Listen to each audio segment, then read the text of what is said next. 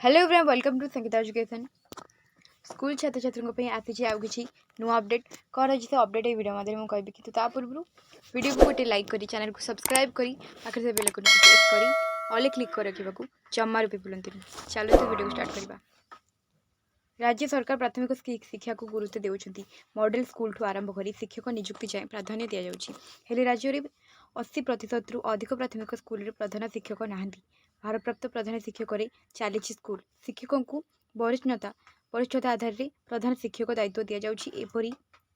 एपरी दायित्व ग्रहण करने को अमंग होउछंती शिक्षक बाध्य दायित्व ग्रहण कर उक्त शिक्षक पाठ पढ़ाइबे ना सरकारी कार्यक्रम को देखिए ताकू नहीं संकट में रहउछंती। राज्यर 45,000 रु अधिक सरकारी स्कूल रही एथिरे प्राथमिक उच्च प्राथमिक और माध्यमिक रही।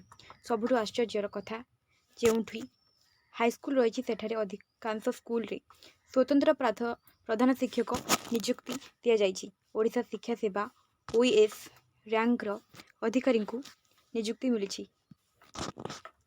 जो स्कूल प्राथमिक उच्च प्राथमिक और हाईस्कूल मिसी रही जड़े प्रधान शिक्षक अच्छा संपूर्ण भाव हाईस्कूल प्रधान शिक्षक प्राथमिक स्कूल दायित्व संभालुं। हेले प्राथमिक उच्च प्राथमिक स्कूल स्वतंत्र प्राथमिक शिक्षक नाहांती।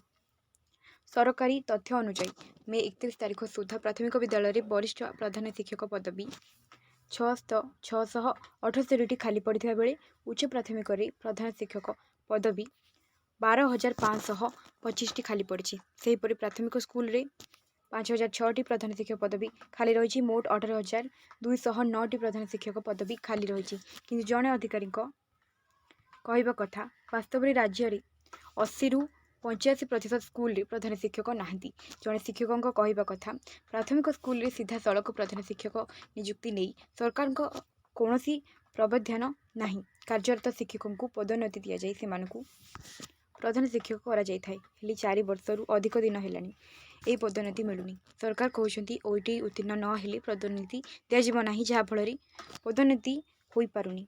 एपरिक अनेक स्कूल रे शिक्षक माने प्रधान शिक्षक दायित्व नेबा पई टणा उटड़ा होउछंती। जदि कौन शिक्षक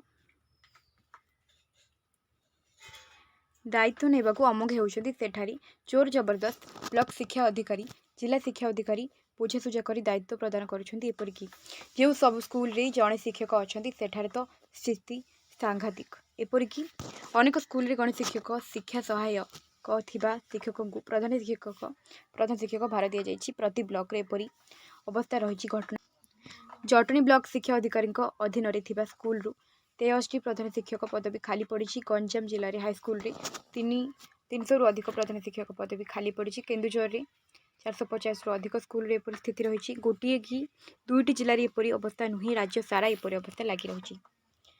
तो बर्तमान जहाँ भी किसी स्कूल को नहीं अपडेट थी वीडियो में आप समस्त को जनईदेली। बर्तमान आप समस्त वीडियो को बहु मात्रा शेयर कर दिंतु।